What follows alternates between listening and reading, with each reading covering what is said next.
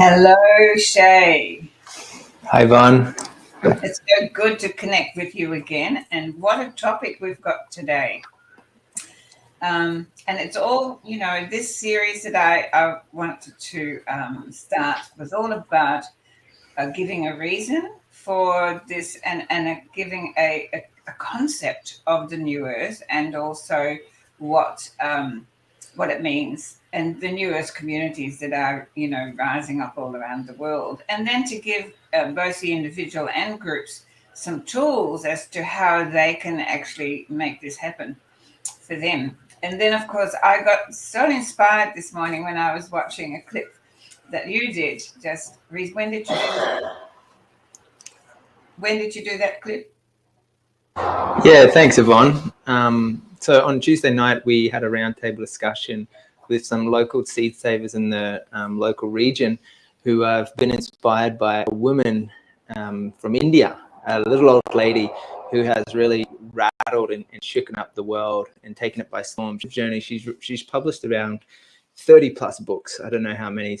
And she really looks at a lot of different nuances in our relationship to the mother of the earth as a living being, a living entity, and also understands how that has been impacted from this colonialized, imperialized, kind of patriarchal, dominant, masculine approach that has really degraded not just women in our society, but also the earth and the womb of the mother earth. And she really draws these parallel lines and asks these really pertinent questions to enable us to reflect and look at, our own individual lives and what are we actually prioritizing and what's necessary and relevant for us to move forward in the world as a community and as an abundant, thriving species on the planet. So we're really excited because that interview is coming up next Tuesday. And I really just wanted to invite everyone to come and join us for that interview. But today, I'm so excited for this conversation to open it up with Yvonne, because we're going to be looking at the crossover between not just the seeds of our plants that we eat and we grow and we need for sustenance and for vitality, but the seeds of the human beings, the youngling seeds, the seeds of our minds and our thoughts, and the seeds of our raising our own mammalian species of humans. So I want to invite you guys who are tuning in right now to stay with us to the end, because we're going to be sharing some great details on the relevant steps in order to achieve these cohesive communities where we can feel supported and we can feel heard and feel seen in order to feel valued in our community and grow together. So thanks for initiating this conversation, Yvonne. And I know you've got a lot to share because you've got a lot of experience, particularly in working with humans and planting these seeds of hope and seeds of love in the hearts of your community, which is such a vital perspective to take, particularly to just enable people to recognize the magnificence and the brilliance and their power that they have as a human being, and to give them that loving support that can allow them to flourish and to thrive. And then as you've been cultivating over so many years, eventually bearing the fruit of that wisdom of life experience. And so something that I'd love to hear from you, Yvonne, on this topic, particularly, I know we talk a lot about this, and there's some great conversations I want to encourage you guys to check out. But when you speak to the piece of like saving someone or saving something, as if like we've got to sit around and wait for some hero or savior or messiah or guru or someone to come out and swoop us and take us away like this fantasy fairy tale moment, but really realizing now in our current day that hero has to come from within, and each of us is on our own heroic heroine essence journey, and it's up to each of us to step up within ourselves to overcome the dark night of our own soul and the suffering, going to the pits to come out and reveal our purpose of why we're here and what we should be doing to give back. So this is a really great conversation. It's a really big conversation, and Yvonne, if you wanted to maybe open up on your perspective on how do we do this, just to seed Sure. hope in humanity. Well, I want to take it a little bit bigger, actually, because I see that every human is a seed of humanity, of the species. And I've always seen humanity as a tree of the human species, and us as the flowers of that tree. So that's really my perspective. And what I really loved about listening to you, this round table, was that, yes, we have become aware that, the corporate masters have manipulated our soils and our waters, and particularly I can remember when I don't know how many years ago that suddenly somebody came up and said people were not allowed to save seeds anymore, and it became an actual crime. And I went, but seeds are the fruit of nature. How can you? It's the gift of nature. How can you make it a crime to keep a seed? But of course, it was just such a giant manipulation of our food industry, right? And that's such a beautiful segue into the topic I want to address this morning, because we have become very aware of the genetic modification of seeds and of our crops. And therefore, we look for things that are now organic and all of those things. But I want to talk about the genetic modification of the human species, of the seed of humanity, because we continuously keep thinking of ourselves as separate to nature. And I wrote about it this morning. It was really important to me for people to start to have an understanding that we are exactly the same as nature, because we are nature. And so I see us as the seeds. So for me, it was looking at what we're creating from a perspective of New Earth communities. And I see those communities as an environment, or in the language of the farmer, as the farm. The environment with the perfect soil, that is going to be the best nutrition and the best support and the best nurturing for the seeds to grow to the best of its potential that is within the seed. And that is how I see our New Earth communities, where we create an environment where the seeds of humanity, which is the people, come together. They're drawn somehow by some magic force, because they look and they see people being peaceful and collaborating and growing together and being in their highest potential, and being nurtured and supported and guided. And it's an automatic magnet for those who are still living in this genetically modified place, which is going on every day. We are genetically modified every day through the propaganda, every day. And so until we create a space where people have an awareness that they are being modified, and that modification is taking the seeds of humanity into a place of fear, and fear creates victimhood, and that creates what you were talking about before, a need for saviors. And that is so not the case. It is so important at this stage of our evolution that we realize that we are the seeds of the human species. And it is up for us to save ourselves, and together we begin to grow a new humanity, an organic humanity that is not genetically modified by outer sources that are after us, where we then live a life like worker bees. Wow, this is huge, Yvonne. Thanks for sharing. I'm so glad you opened up this conversation, because for those who, might be on the fence and have some awareness around this element of genetically modifying food, you only need to look as far as Innisfail, which is in far north Queensland, where they're have huge monoculture crops of bananas that are being tested constantly, injected with all sorts of things for modifying the bananas to make it a specific genome so that they can ultimately patent, own, and control. And what does that mean is that it's written that anything that is natural cannot be patented or numbered or owned. However, if something can be, created by man, like designed, such as, this light that I use for lighting in my camera or this laptop, then someone can own the material. They can have ownership of that possession. And so that's what we're noticing in today's modern world, is that not just the plants or the fruit, which is natural, they're re-engineering that so that it is now man-made and that is ownable, and there's a modification to it that has been designed by man.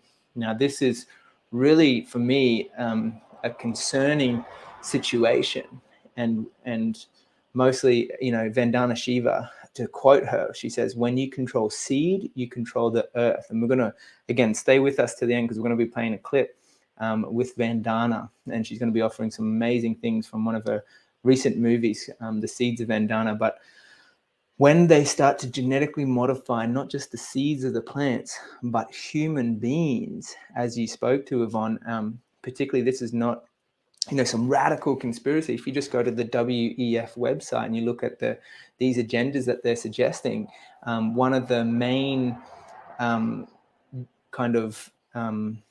people who is the advisor to Klaus Schwab, Yuval Noah Harari, really speaks to how these controlling organizations that have tremendous amount of capital and tremendous amount of power and control have this intention to genetically modify humans so that they become transhumans, let's say. And because we are nature, as we recognize that naturally, at our essence, we're not susceptible to being controlled or owned or patented or, barcoded, numbered, and registered and incorporated.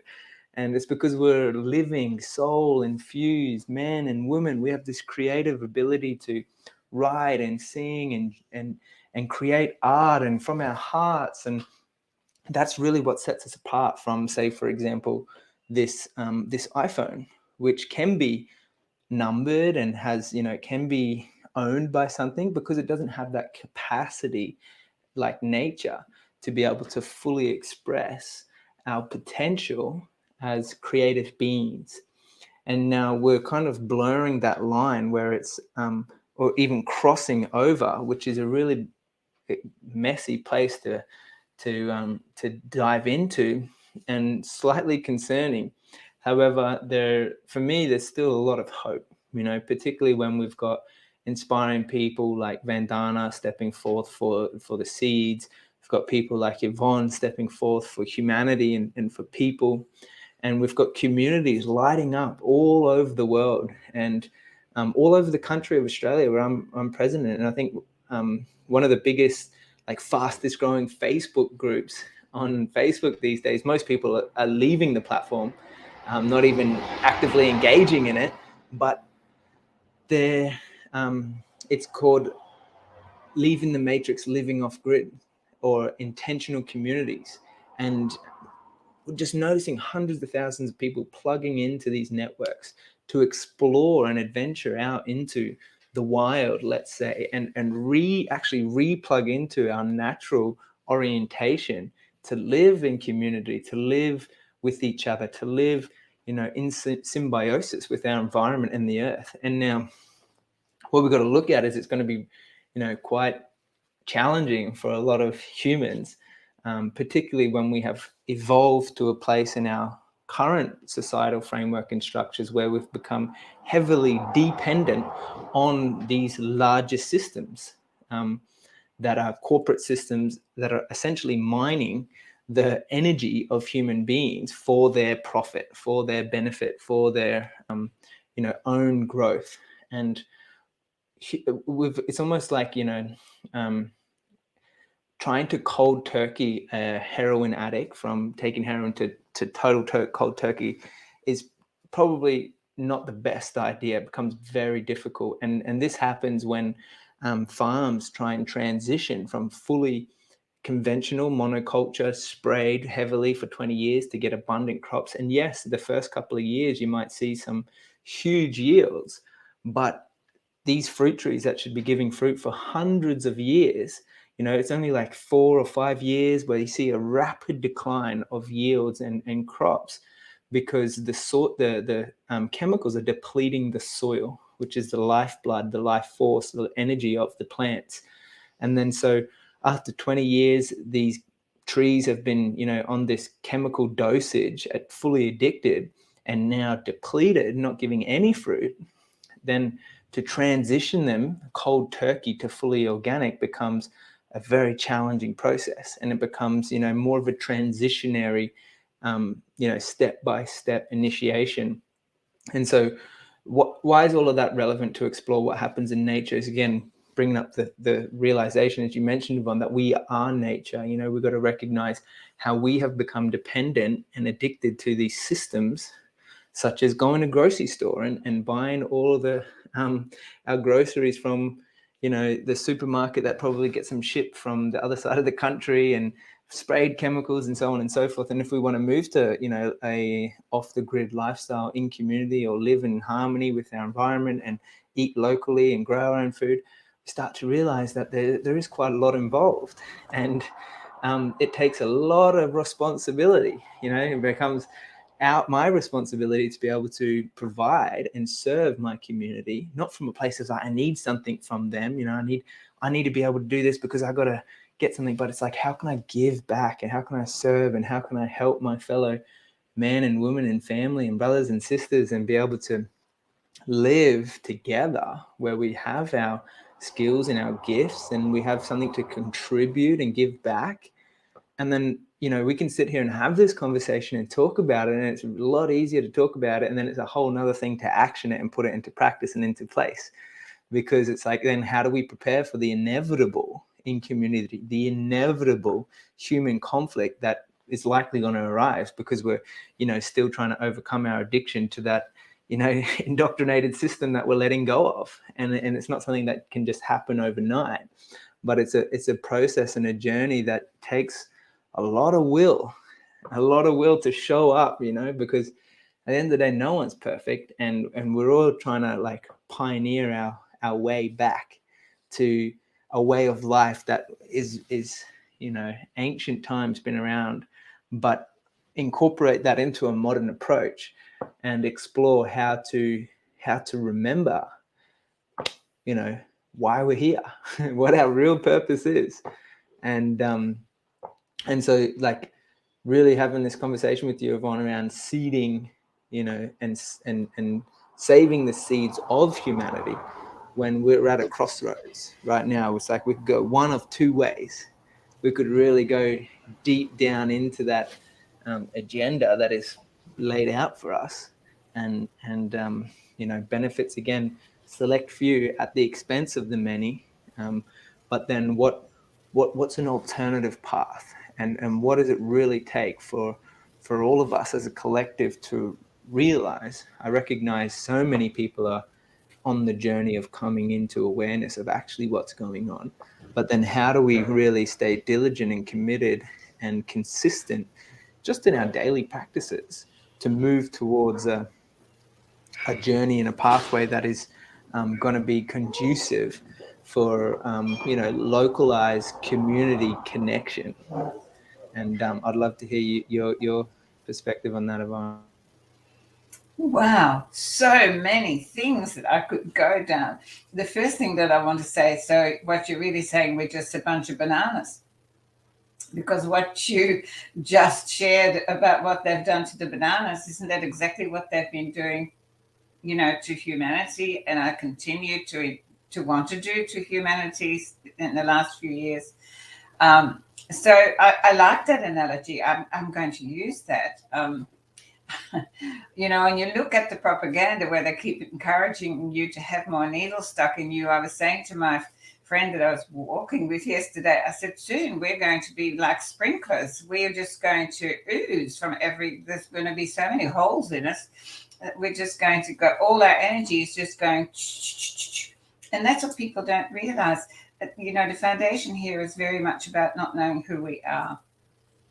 But I do want to address this, this being this transition we're going through, because we are already going through it. And yes, it is taking time. And what it takes more than anything is the will. And then it is the compassion that is, we are going to have to be oozing compassion for each other, for the path, for the journey. But you talk about hope, and I'm not that fond of the word hope, because it is attached to wishing that someone else will do it. And so what I would like to just address here is that there is a side that I keep bringing up that seems to get lost in the doing part. What are we going to do? Well, the thing is that this is a bigger picture. We are part of a cosmic journey. We are on a trajectory. Well, the planet is on a trajectory in this cycle that goes around in the 26,500 years around our central sun. And we are now going into an era that has happened before. And whether we go with it or not, that is a choice that we're going to have to make. But those of us who are on this path and have the awareness realize that the frequency on the planet is changing. That is because our planet Gaia is moving into a different frequency. And so we are being altered whether we like it or not. We're being organically altered. And that is why more people wake up one morning and they have things that they know that they didn't know before. And we've spoken about that, I think, last week when we talked about being more telepathic and having things that we think about turn up more quickly. Everything is speeding up. There was a wonderful teacher, Stuart Wilde, who wrote a little book called The Quickening, and we are in the quickening. So this transition we're going through is speeding up. And so, yes, we do all need to learn who we are as seeds of this beautiful species. We have the most innate, magnificent core of innovative creativity that is infinite. It is limitless. And that is what I nurture in the New Earth community that I seeded and continue to fuel. And when I look at the people that are drawn to us, they don't know why they're drawn to us, but they turn up and they see people working together and building things together. We are just about to launch in April a very small core of the New Earth Sanctuary that we intend to have down here in the peninsula when the divine produces the land for us and the funding for it. But you see, I don't wait. I go, well, that is the big picture. That's my vision. But how can I start to create that in the small picture? And so we have found a very small space and we have dived in there. People have come together in the group and they've painted it and they've just sent out, we need paint, and people provided paint, and we need painters, and painters arrived. And we've both built this from it's just a shop that was standing empty. But in that, we are creating a hub of this community where people can learn, where people can come together, where people can guide and support each other, where we can start to put our natural creative gifts out in service of others. It is just that they're just small steps, but they are the steps that we need to create. And anyone can do it. Anyone can start that. And I see how these beautiful seeds, and I know you get so passionate when you talk about the seed and the soil and yes, well, I see that in the human seed. I see these beautiful people some that I have worked with for over 20 years or more, and some that I haven't seen for ages that are drawn back. And I see how they blossom, how a light goes on in their eyes, and how their heart becomes open, and how their arms are wide out, ready to bring in anyone who wants to know, who wants to grow, who wants to take that next step away from the enslavement that we have been crushed by, and we are being more and more crushed by every day if we look in that direction. So the first step that I keep saying to people is watch where you put your attention. Yes, you and I can talk about, because we need to know the beast to avoid the beast. So we can look at the beast and we go, oh, I know you, but I know you, and I'm bigger than you, and I am more than you, because I am nature itself, and nature will never be stopped. Never be stopped. And when we can really realize that we are that nature, not separate from it, then we can fall into alignment with that. And magical things happen all the time. And it comes back to us, it comes back to the individual. So a seed needs to have the strength. You know, I always look at an acorn, and I look at an oak tree. I mean, one of the most beautiful trees on this earth. And how many acorns does it drop? And how many of those acorns actually become a tree? And so therefore, are the other acorns wasted? Are they therefore useless? No, they are the nutrition as they return to the soil to feed the acorns that are going to then become the new oak trees. That is the cycle of life. We have become so divided and so separate that we are struggling to do it on our own. Nature has never done anything on its own. It's a cooperative society where everything nurtures everything else. That is the new earth. That is the new earth communities where everything comes together and everything nurtures everything else to its highest potential and its highest expression. Yes, I love that. I love that so much, Yvonne, particularly the piece on recognizing the power of nature. And the one thing that pops to my mind when you shared that was, it's so funny how man literally tried to manipulate nature. And the example is down by the beach. They're always like pumping sand and dredging and moving it, and trying to protect the bays and the houses, and moving sand from here up to there. And then they stop for a week, and you look back, and nature has, like, through the water, through the currents, through the movements, it's just always changing, and there's nothing that men can do to stop it. It's just the natural flow of nature. And I really liked how you touched on this cosmological piece that's at play in nature that impacts all of us, all of humanity. And it's a really big piece that I feel is so important to recognize for the collective, when we've shifted our focus for so many years in this industrial age to go to work and look after your family and do your job and slave away. But really, we got to realize that we are hardwired, we are plugged into, we are locked into these natural systems, these natural cycles of seasons. Like, for example, like, yes, I can go out and do the personal development and grow as an individual and change my life by taking responsibility for my life. But as much as I try and as hard as I try, I can't change, when the sun rises and when it sets. I can't change when the tide comes in, or when the waves get higher, or, where the sand moves to.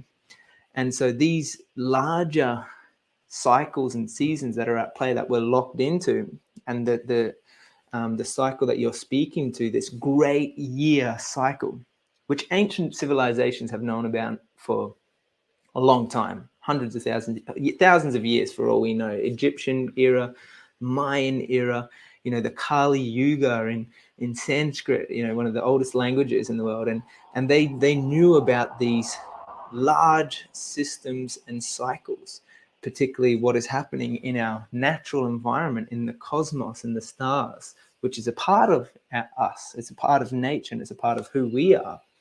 And we've seemingly forgotten that we are a part of, and actually we are locked into these cycles and these systems. And when you're saying things are speeding up, it's like, wow, yeah, I just noticed in my life how things are moving really quickly, and the potential to really manifest that instantaneously, spontaneously, like the things that I really feel is in alignment to moving forward, to returning to the natural lifestyle.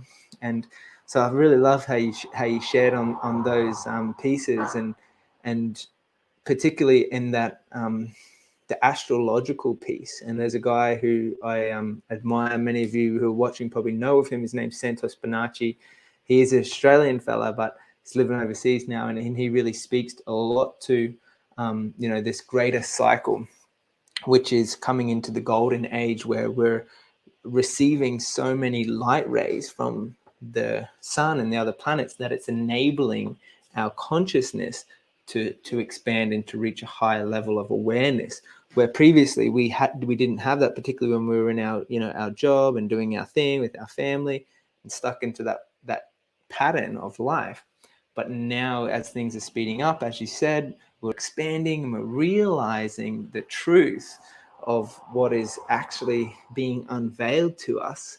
And whether we like it or not, this is going to happen for us because we're a part of nature. And so it becomes more about not just having that awareness, but then how do we equip ourselves with the necessary tools to be able to navigate or to ride that wave, not resisting nature and trying to manipulate the beach for us, but how do we ride the wave so we can enjoy the journey as things change and as the beach shifts and so on. And so I'd love to hear from you, Yvonne, what you feel would be the most necessary and vital tools to add to your toolkit that you found in your life really, really vital to be able to just to have that, remembering on a daily basis to navigate all of these opportunities for growth, all the challenges that we will be faced with and will continue to arise. Wow. Well, look, many steps, but for me, always the first step has always been to realize that I'm not just this body. That just like the seed is not just the seed, it is the life force in the seed that we are bringing to life into a plant or a tree. And it is the life force within us that is our true self. And the way that we are being conditioned and propagandized over the years is to make humanity believe that that we have nothing, that we're incapable, that we're inadequate, that we are powerless, all of the things that makes us wonderful worker bees and worker ants.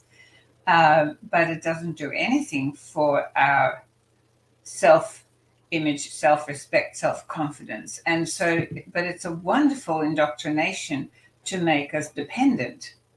And that is what's been happening. We are very dependent, as you said, on somebody out there to give us what we need.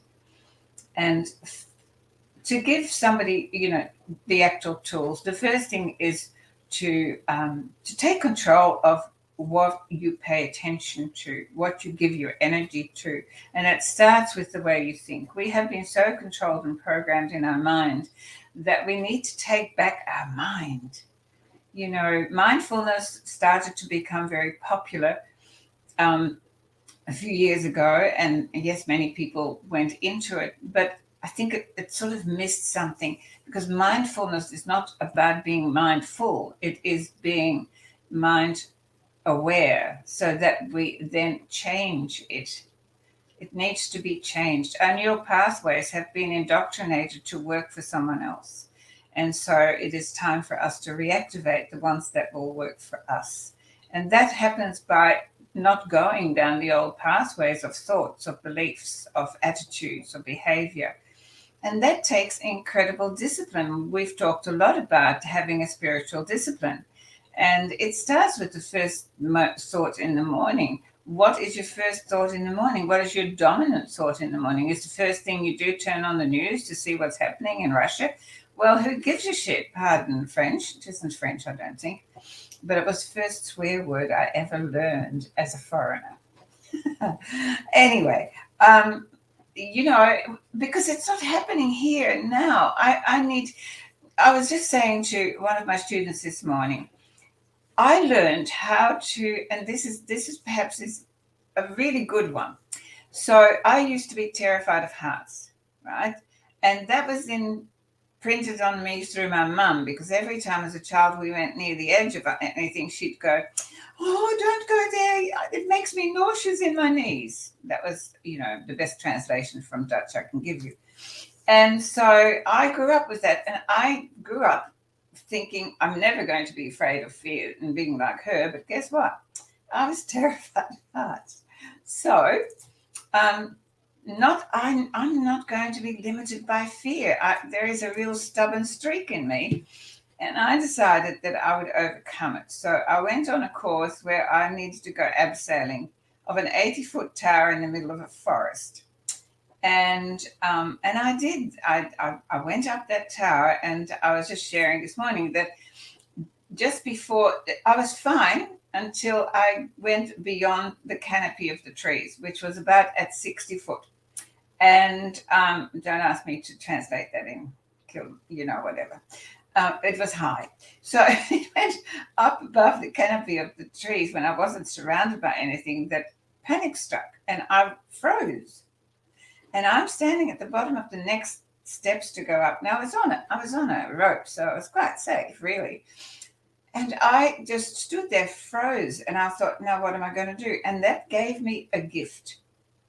And the gift was, it brought me to this moment. And I asked myself, what can I do? So in other words, I took my thoughts from what I couldn't to what I could. And in that moment, I checked and I went, well, I can move this hand. And I did. And I can move that hand. And I did. And I did that a couple of times. And then I could put my foot on the bottom rung. And I stood there frozen, but totally focused on the can do's. What can I do this moment?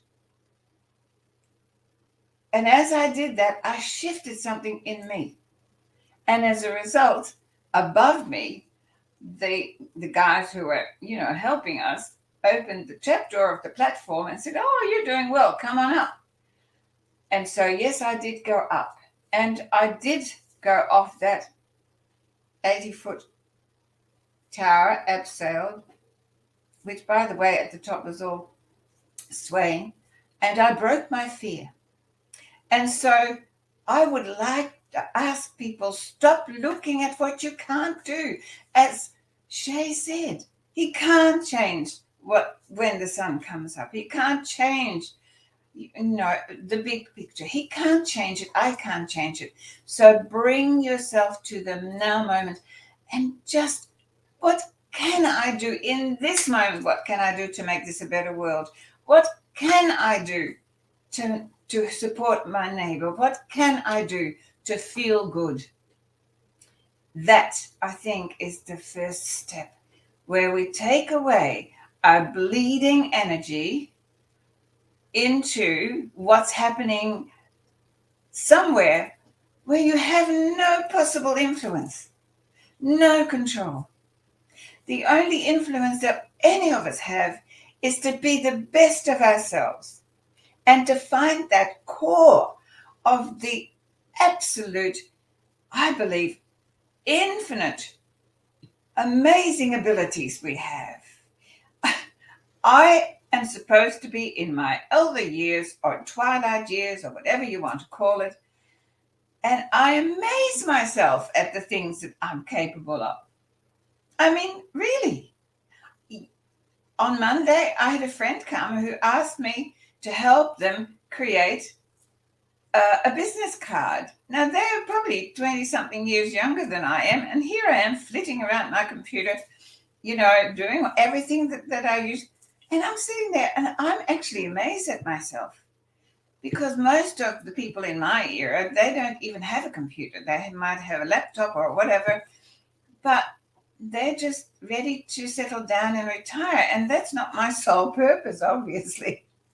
So that moment of bringing, what can I do? Stop focusing on what you can't do, because that's what we do all the time. When I ask people, what would you like? They give me a whole list of what they don't like. And they can't even think of one thing that they really do like. Now, that shows you how programmed we are. So that's the first step. And then really guide your energy and your attention and your thoughts towards peace, love, acceptance. Drop the judgment, drop the blame. Just embrace all the other seeds around you and support them to grow to the best of what's inside of them, just like we do with the seeds we plant for our tomatoes. I love it, Yvonne. Such a wealth of wisdom and knowledge, and just beautiful words. So thanks for sharing. And I just want to thank you guys who are tuning in right now, who are watching. And I just want to encourage you to send us a like on this video, give us a comment, and share what you feel is relevant for moving through our times right now. And if you like these videos, just click the little bell button so that you get reminded on when we're doing these conversations again. But I just wanted to promise you and deliver on something that I promised we would share. It's a beautiful clip from Vandana Shiva, who is, sending out the seeds of hope to humanity at this time, particularly when we need it most. She's been doing this work for over 30 plus years now and bringing this to many people across the world's attention. I'm going to show you a clip in a moment, but I just wanted to remind you that we've got a live interview coming up with her on Tuesday, the 22nd of the 3rd, 2022. So there's got to be some synchrodestiny in the numbers that are appearing in the numerological messages that are rising up. But I've just dropped the link in the chat section there, and really excited that we'll be joined with Vandana in the flesh, on the screen, through the virtual world. But I just wanted to share this little inspiring clip. If you've made it this far through the video and you haven't been inspired enough yet from what Yvonne and I have shared, you'll be blown away with this little clip from Vandana sending seeds of hope to humanity. So here it is, guys. I hope you enjoy, and we'll see you at the end of it.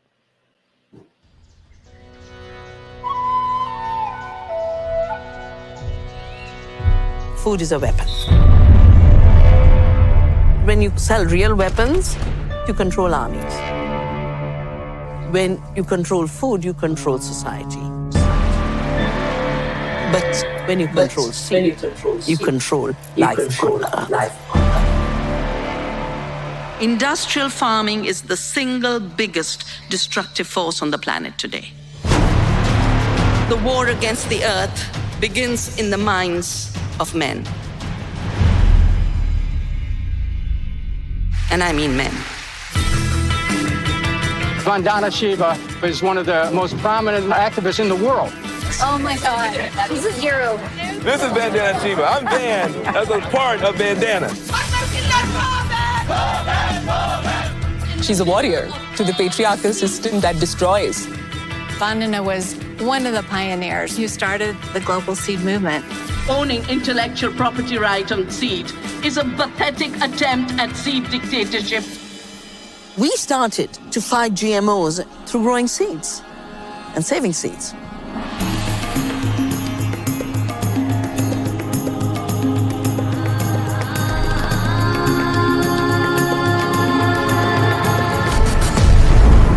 She does knowingly make statements which are clearly inaccurate and incorrect. Demonizes modern agriculture. The organic elite.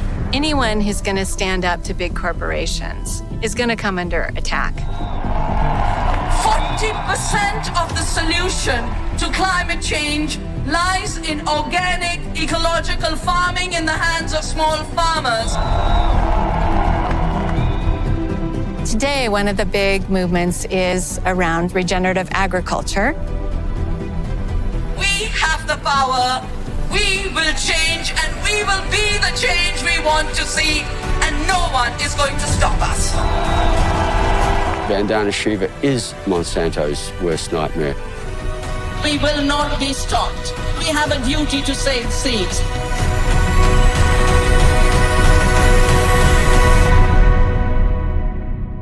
Little old lady from India. Oh, why did she drive you nuts?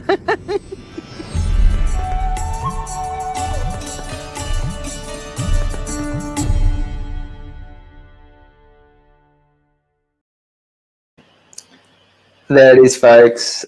A little old lady from India, changing the world as we know it. What an inspiring woman who's really just stepping up and stepping out, taking action in the world. Such a powerhouse. And, I'm just really excited to have the opportunity to hear from her. And you guys can hear from her too. If you have any questions you would love to ask Vandana, just let us know. We would love to hear them because we get the opportunity to ask her some poignant questions, particularly with what's going on in the world right now. And she's recently written the book Oneness versus the 1%. And this is really what it's about, us coming together as one tribe, one community, one people, one human family, to stand up for our, human, civil, alienable rights in this moment. And Yvonne, I'm so excited and appreciative that you are not just stepping up, but you're bringing people together in a really powerful way in the community, and just using your voice for reason and voice for action as well. So I really just appreciate your energy and your time and the wisdom that you share. Well, just as she says, it is our responsibility to save the seeds of nature. It is our responsibility to save the seeds of humanity, because without humanity, no one will be planting them. Exactly right, 100%. So we'll look forward to another conversation next week. It is Yvonne's intention to bring on other inspiring people who are initiating intentional communities around the nation. So if that is you, please reach out to us. We'd love the opportunity to hear about your story, hear about your journey into this beautiful world that we find, whether it's saving seeds, creating communities, or you're just empowering others. Feel free to reach out to us, leave us a comment. And thanks so much for your time today, Yvonne. Thank you so much for being on this journey with me. I feel very blessed and privileged. See you next week, and let's keep saving the seeds. Saving the seeds. Bye, guys. Bye.